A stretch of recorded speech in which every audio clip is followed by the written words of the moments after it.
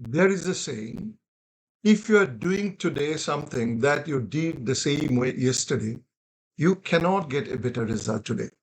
You must do something better today to get a better result. And once you do it, tomorrow you are going to get a better result.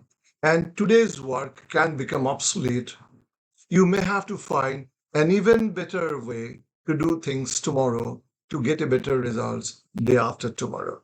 By doing same thing over and over again, the same way you were doing earlier or previously, you can never get a better result. This is what is the mantra of continuous improvement. So to get a better result, you have to do something better. There is always a cause and effect relation. You do better deeds, you get better results. You do better work, you get better results. Continuous improvement is the essence of ISO 9001, or for that matter, any management system standard. You need better results. You need improved performance. Let's see how ISO 9000 defines continuous improvement as well as what standard requires with regard to continual improvement and what you must do, how you audit continuous improvement. Let's dive in. Continual improvement has been defined as recurring activity to enhance performance. Recurring activity means continuously you are doing something. Continuously you are performing some improvmental task, certain activities that will result in better performance or enhanced performance. So continual improvement is recurring activities to enhance performance. So you get better results, more dollars. In other words, better results should bring better prosperity, better wealth for the organization. PDCA cycle that Dr. Deming popularized can be used as a tool for continual improvement. You do planning and you perform some task based on the plan. You check and then act again. Now, once you do things, you might find something was not possibly planned the way it was supposed to be. At the time of execution, you found there are certain flaws in the planning process. When you checked, you found that, and you are acting on that and developing a better planning. Better planning would result in better doing. And better doing, once you check and act further, there'll be improvement. You must have seen, first time you do something, it looks a bit hard, it looks a bit difficult. But next time you do, it looks a lot easier. And as you do it over and over again, it becomes better. It becomes more comfortable. You can do it better. Now, let's see what is Deming's PDCA cycle can do for continual improvement. Let's see, this is PDCA, and so this is the journey path. This is the path towards quality. This is the performance curve. This is the performance direction, and this is the time. So performance over a period of time is reflected by this graph. Now, let's see what you are doing here. So there is a PDCA cycle here. We are planning, doing something, checking whether it has been planned, well done in accordance with the plan, and you act better, and which is supported by quality management system. Then there is an objective, you might have achieved some results. Now, you improve the quality management system processes. You are trying to push the cycle up. Now, once you go there at a higher elevation, and this wedge is the quality management system wedge. It is supporting the PDCA model at a higher level, and you get higher set objectives, improved objectives. And now you have to measure the results against this objective, and you will find there is improvement in the performance of the results, which is your improved performance. So this PDCA cycle, by better planning, better doing, better checking, and better acting, and with the help of quality management system, you can have higher performance and improved performance. This is the essence of standard. Let's see what kind of inputs and what kind of outputs are expected or we consider. See, improvement is a process. Improvement is a process. So there'll be definitely input, there will be activities, and there'll be output. Let's see what kind of improvement inputs we should consider for improvement. First of all, we should have improvement targets. In the previous slide, we have shown we have achieved some results. Now we are trying to achieve higher set of results. So that's the improvement in the goals or objectives.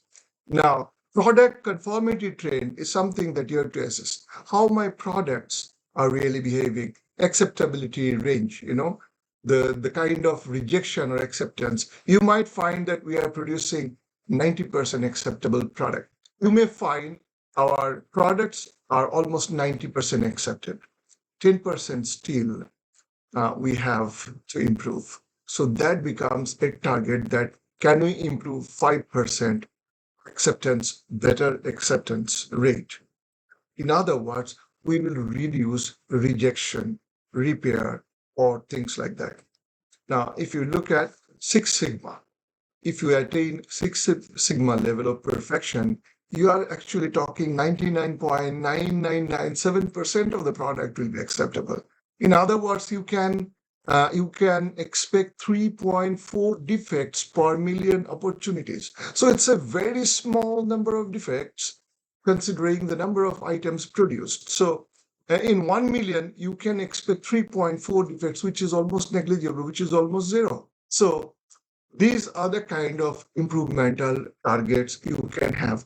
You have got organizational context, external issues, risks, and opportunities. You have to think what kind of risks are coming from outside and what kind of improvement we have to do to control those external issues that is affecting the organization's quality management system.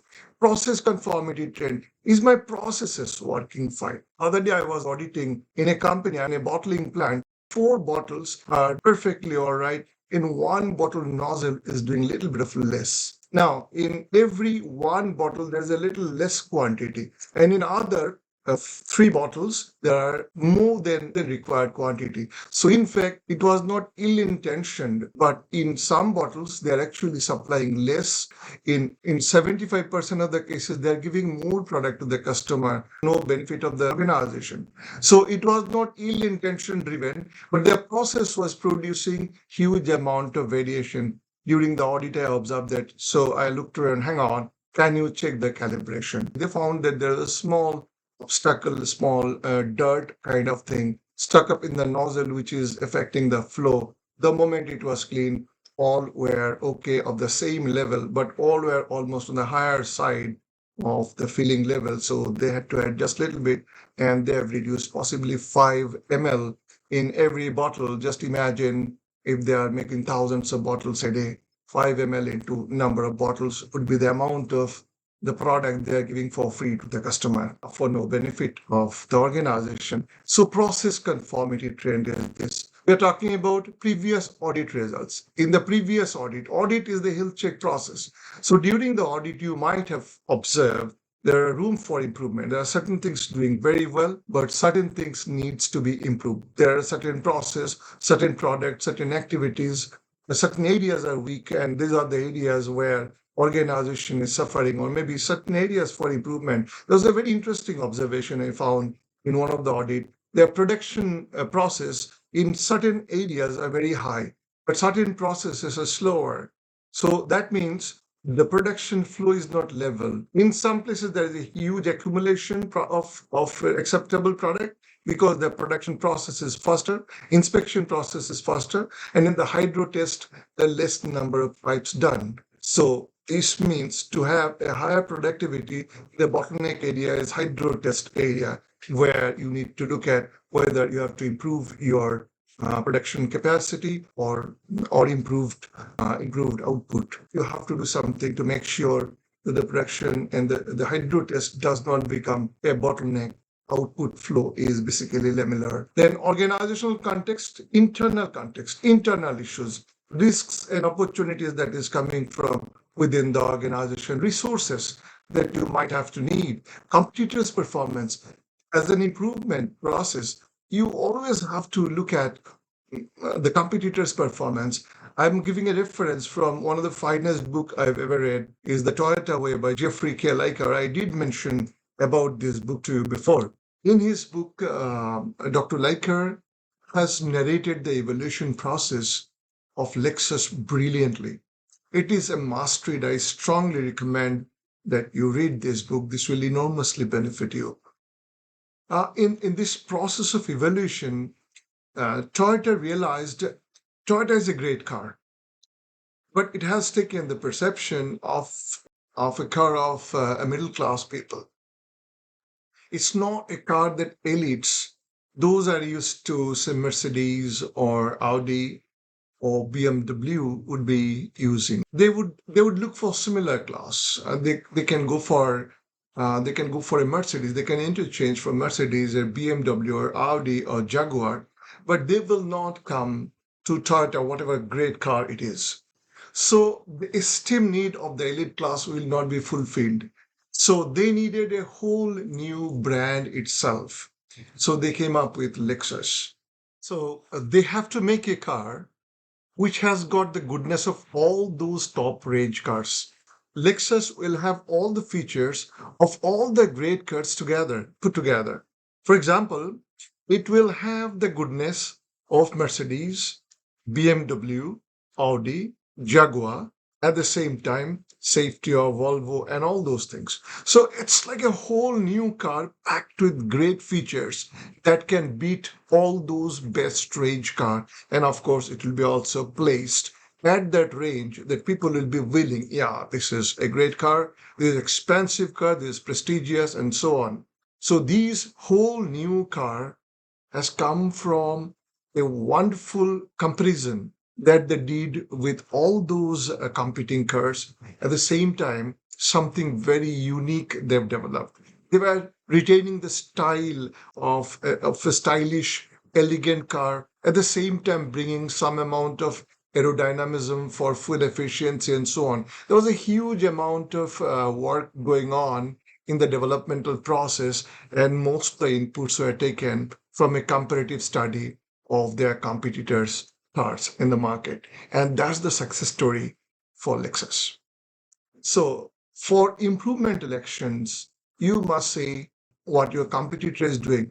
And it is so natural. You see, in an Olympic race, the topper is always looking at left and right, who is the next person behind her or coming close to her, so that you have to keep an eye on the competition. Customer feedback you have to take. What customers are talking about, how customers are behaving. Sometimes customers do not give a direct feedback, but customer feedback and perception can be even seen from the trend of sales. If the sales starts declining gradually and another competitor's product starts gradually improving, you have to see that you are losing your customers. And that could be because your competitor is coming up with better products. Control condition can include improved plan for improvement, and you have to provide resources, and there is a management oversight and management review. And that will result in improved performance, better quality of product, and better quality service. As you go deeper into the subject, you will see how to audit continual improvement.